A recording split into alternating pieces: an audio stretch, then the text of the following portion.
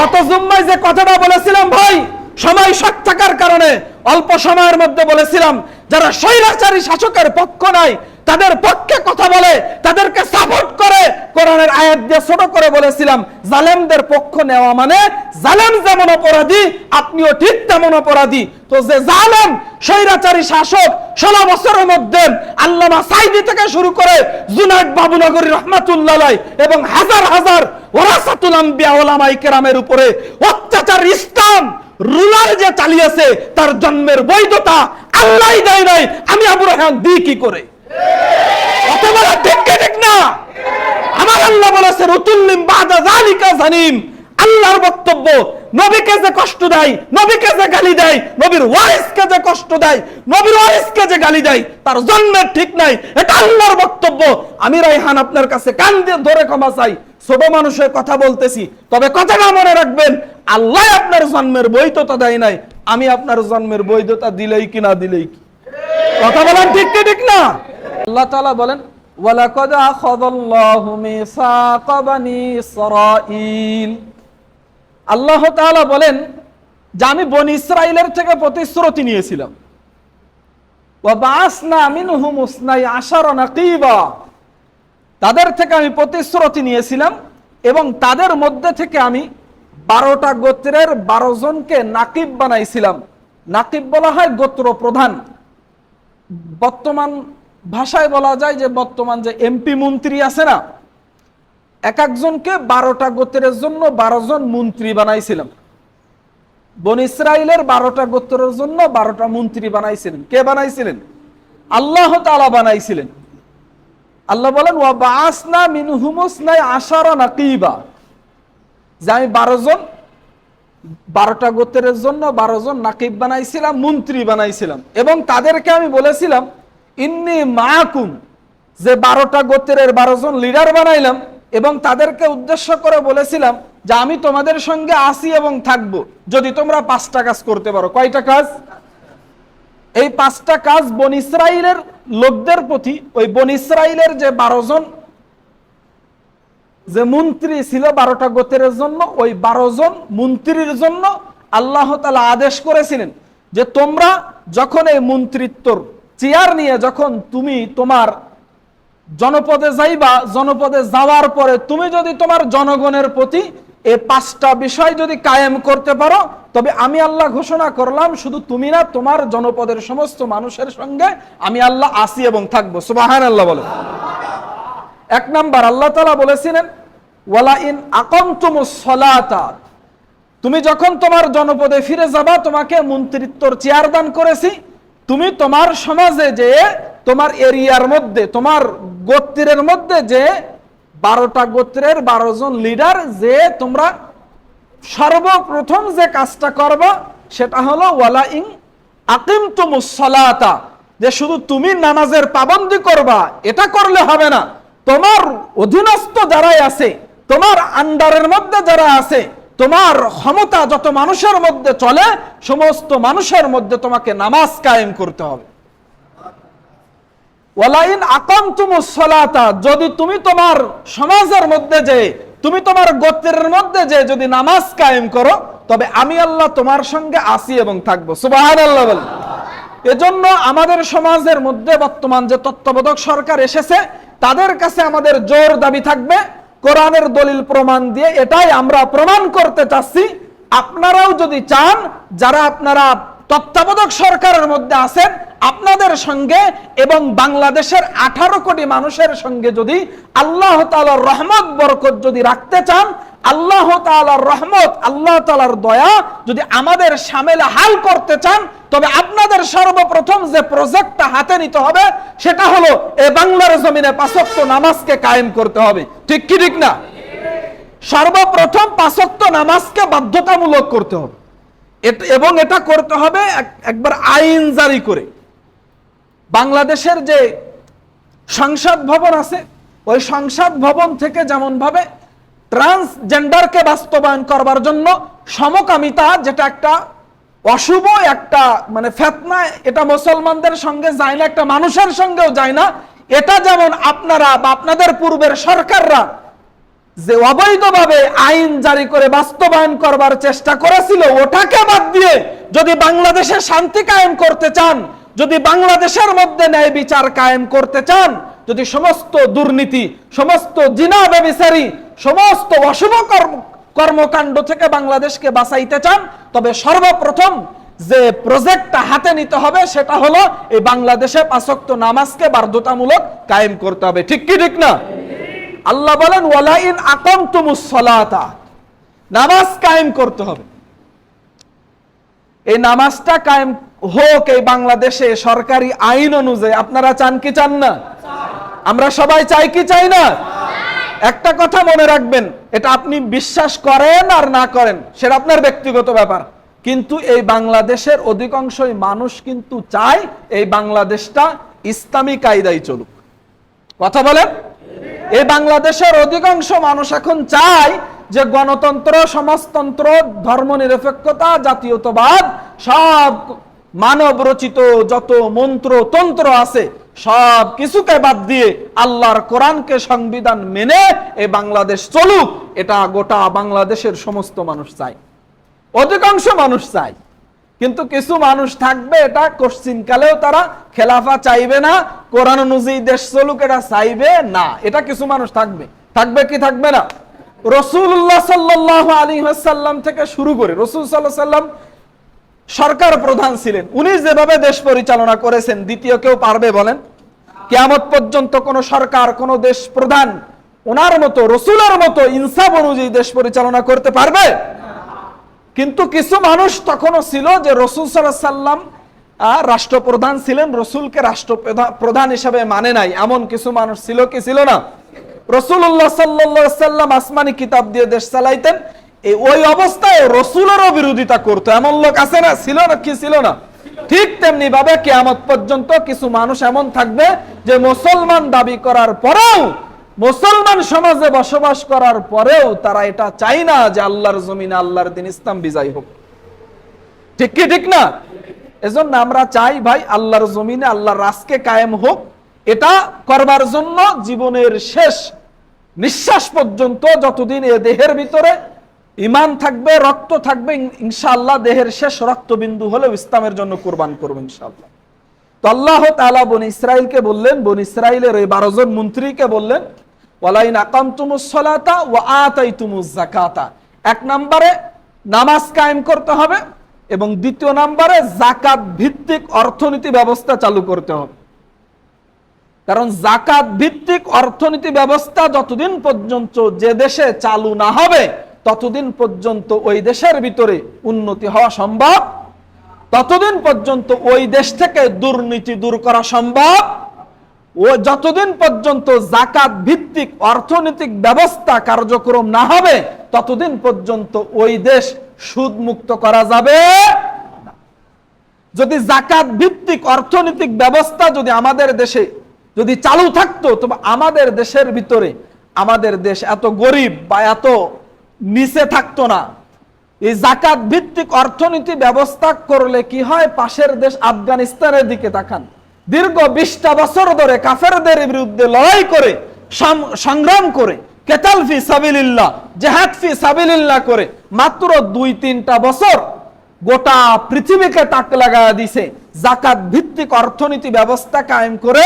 এমনকি যারা যারা প্রগতিশীল আছে, যারা সুশীল সমাজ আছে, আমেরিকাকে বলা হয় সুপার পাওয়ার, ওই সুপার পাওয়ারের ডলারকেও, সুপার পাওয়ার যে দেশ তাদের ডলারকেও পিছনে ফেলে আফগানিস্তানের আফগানি যে টাকা আছে আফগানি, সেটা ওই ডলার থেকেও বেশি দামি হয়ে গেছে। সুবহানাল্লাহ বলবেন না? কিসের মাধ্যমে ভাই? এই যাকাত ভিত্তিক অর্থনীতি ব্যবস্থা কায়েম করতে হবে, সুদ মুক্ত। এই যাকাত ভিত্তিক অর্থনীতি ব্যবস্থা বাংলাদেশে কায়েম হোক, আমরা চাই কি চাই না বলেন? এজন্য যারা সরকার প্রধানে বর্তমানে আছেন, 1 নম্বরে আপনারা নামাজ বাধ্যতামূলক করুন, 5 ওয়াক্ত নামাজ। আকেল বালেক প্রত্যেকটা মুসলমানকে মসজিদে যে জামাতের সঙ্গে নামাজ পড়তে হবে এটা বাধ্যতামূলক করে দেন, দেখবেন সমস্ত যুবকেরা একেবারে সৎ চরিত্রবান হয়ে যাবে। যখন নামাজের মধ্যে আসবে সে আর কোনো মেয়েকে ইফটিজিং করবে না, করবে বলেন? ইফটিজিং বন্ধ যদি করতেছেন, আইন করে বন্ধ করতে পারবেন না। নামাজি প্রত্যেকটা যুব সমাজের ভিতরে নামাজ বাধ্যতামূলক করে নামাজি বানায় দেন, দেখবেন সে নিজে নিজেই চরিত্রবান হয়ে যাবে। সুবহানাল্লাহ বলে। আর দ্বিতীয় নাম্বার হলো যে জাকাত ভিত্তিক অর্থনীতি ব্যবস্থা আপনারা চালু করুন, দেখবেন বাংলাদেশের ভিতরে যা চলতেছে, যে বিগত সরকার যত ঋণ যত কিছুই করে গেছে, মানে 2-1 বছরের ভিতরে আমরা এ দেশ আবার ফিরে দাঁড়াইতে পারবো, আবারও উন্নতশীল প্রগতিশীল দেশের ভিতরে আমাদের বাংলাদেশটা নাম উঠে যাবে। আর তৃতীয় নাম্বারে যে কাজটা আল্লাহ তাআলা বনি ইসরাইলের ওই 12 জন গোত্রকে বলেছিলেন, সেটা হলো ওয়া আমানতুম বিরুসুলি, যে তোমরা তো নামাজ কায়েম করবা, যাকাত ভিত্তিক অর্থনীতি ব্যবস্থা চালু করবা, আরো একটা কাজ তোমাদের করতে হবে তৃতীয় নম্বরে, সেটা হলো তোমাদের পথ দেখানোর জন্য, তোমাদেরকে জাহান্নাম থেকে বাঁচানোর জন্য আমি যে আসমানি কিতাব সহকারে যে পয়গম্বর প্রেরণ করেছি, যে রসুল প্রেরণ করেছি, ওই রসুলদের প্রতি তোমাদের ঈমান আনতে হবে। রসুলদের প্রতি ঈমান আনতে হবে। ওই বনি ইসরাইলরা 46 জন নবী রাসূলকে হত্যা করেছে। জাকারিয়া পয়গম্বরের নাম শুনেছেন না? ইয়াহইয়া পয়গম্বর, জাকারিয়া আলাইহিস সালাতু ওয়াস সালামের সন্তান। এই ইয়াহইয়া, এই 2 জন পয়গম্বর হলো প্রসিদ্ধ। আমরা সকলেই জানি জাকারিয়া আলাইহিস সালাতু ওয়াস সালামকে করাত দিয়ে দ্বিখণ্ডিত করে হত্যা করেছে এই বনি ইসরাইল, এই ইহুদিরা, এই ইসরাইল এদের পূর্বসূরীরা হত্যা করেছিল এই জাকারিয়া আলাইহিস সালাতু ওয়াস সালাম। উনার সন্তান ইয়াহইয়া পয়গম্বরকেও এরা হত্যা করেছে। এভাবে 46 জন নবী রাসূলকে বনি ইসরাইল হত্যা করেছে। এজন্য আল্লাহ তাআলা তাদেরকে বলতেছেন যে তোমাদেরকে মন্ত্রিত্ব দান করেছি, তোমরা এবং তোমাদের অধীনস্থ যারা আছে তাদেরকে এটা তোমরা যে বলবা, আইন জারি করে ওয়া আমানতুম বিরুসুলি, আল্লাহ যে রাসূল প্রেরণ করবে তাদের প্রতি ঈমান আনতে হবে। আদেশটা কার? পরে 5ম নম্বরে আল্লাহ তাআলা বলতেছেন যে ওয়াজ্জারতুমুহুম, শুধু রাসূলদের প্রতি ঈমান আনলে হবে না, রাসূলদের প্রতি তোমাদের ঈমান আনতে তো হবে এবং তাদেরকে ইজ্জত করতে হবে, তাদেরকে সম্মান দিতে হবে।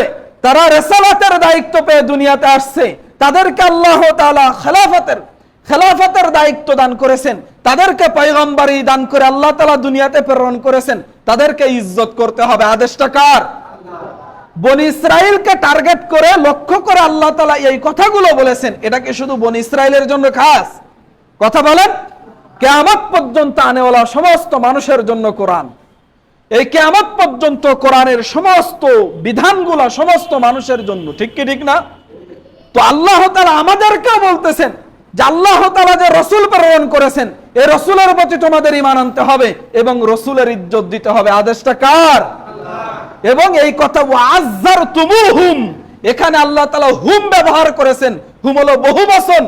যদি কিয়ামত পর্যন্ত যত আম্বিয়ায়ে কেরাম থাকবেন এবং আম্বিয়ায়ে কেরামের যারা নায়েব থাকবে, আমাদের রাসূল হলো, রাসূল বলেছেন না খাতামুন নাবিয়্যিন লা নাবিয়্যা বাদি, আমি শেষ নবী, আমার পরে কোনো নবী আসবে না।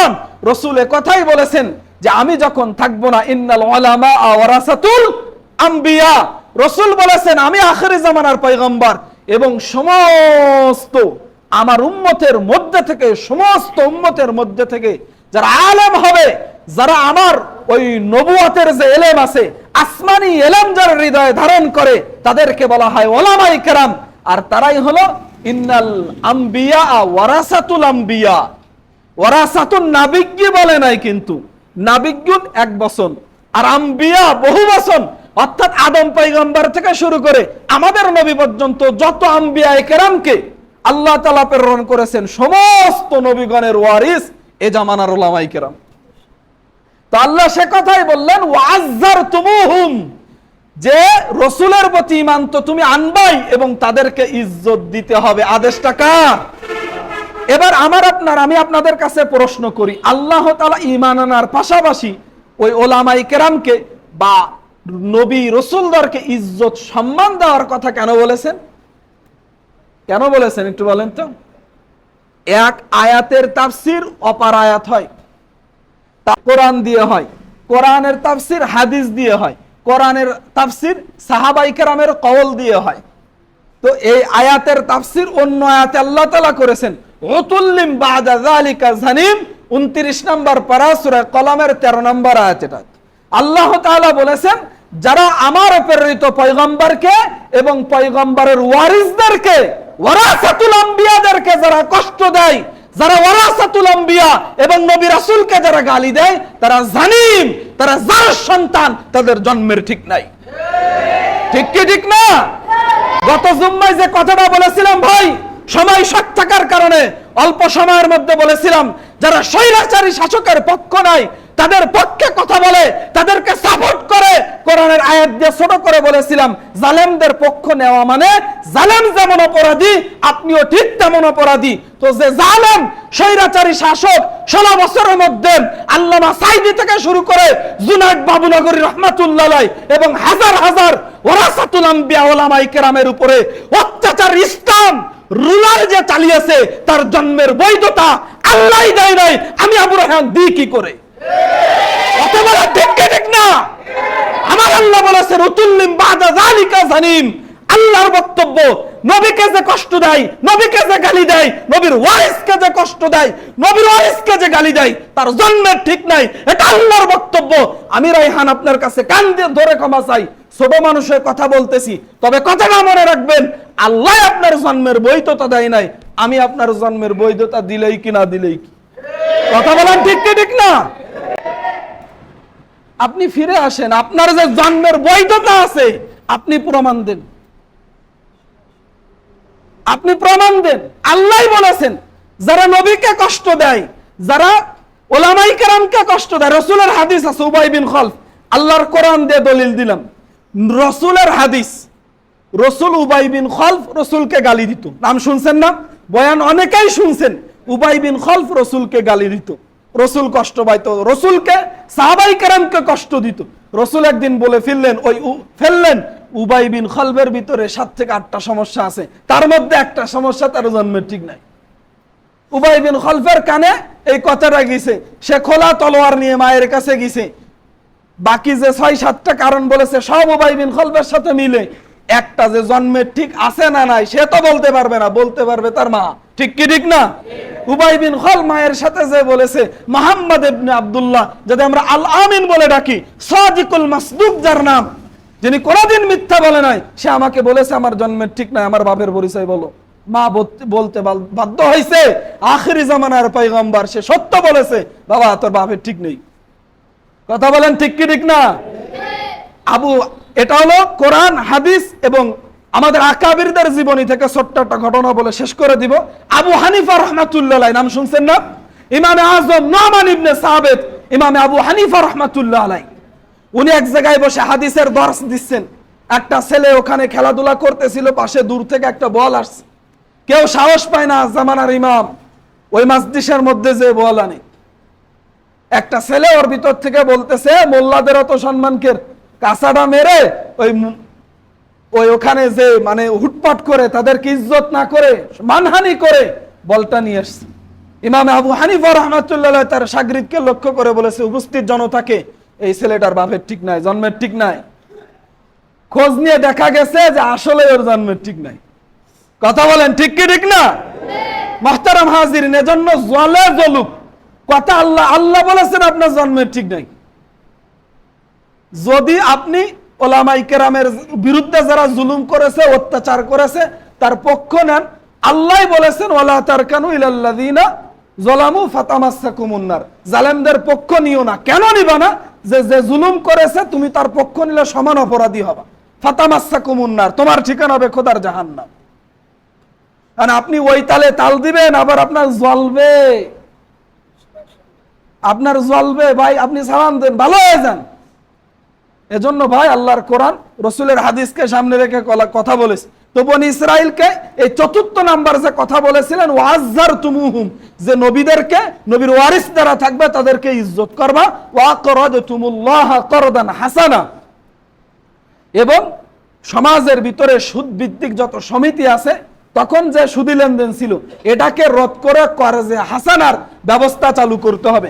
সরকার বাংলাদেশ ব্যাংক আছে না, এখানে সুদ ভিত্তিক ঋণ দেয়, এটা বন্ধ করে কর্জে হাসানা দিবা, যে 50,000 টাকা দিলাম, 1 বছরের ভিতরে তুমি লোন কিস্তি আকারে এটা পরিশোধ করে দিবা, তুমি স্বাবলম্বী হও, সরকার তোমাকে সহযোগিতা করবে, বাইতুল মাল তোমাকে সহযোগিতা করবে। সুদ যে আছে এটা বাদ দিয়ে এ কর্জে হাসানার ব্যবস্থা করতে হবে। তবে তত্ত্বাবধায়ক সরকারের কাছে একটা দাবি না করলেই নয়, সেই কবে থেকে 2013 সাল থেকে শুরু করে ওলামায়ে কেরাম একটা দাবি আজও পর্যন্ত করে আসতেছে, এই তাগুতি সরকার কোনোদিন এই দাবি মেনে নেয় নাই।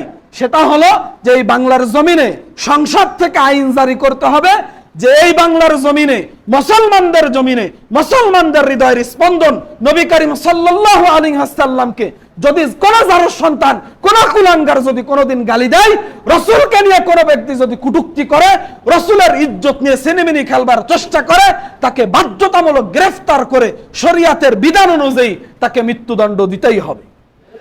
এই আইন বাংলার দেশে যদি যতদিন পর্যন্ত না করবেন, আপনারা যারা আছেন অধিকাংশই হলো মুসলমানের ঘরে জন্মগ্রহণ করেছেন, আপনারাও মুসলমান দাবি করে থাকেন, আমাদের দাবি এটা আপনাদেরও দাবি, রাসূলের ইজ্জতকে হেফাজত করবার জন্য সংসদ থেকে আমরা এই শাতেমুর রাসূলদেরকে মৃত্যুদণ্ডের আইন চাই কি চাই না? আমরা চাই কি চাই না? আল্লাহ তাআলা আমাদের সকলকে তামাউদ কোরআন অনুযায়ী জিন্দেগি বসর করবার তৌফিক দান করুন। সকলে বলেন আমিন।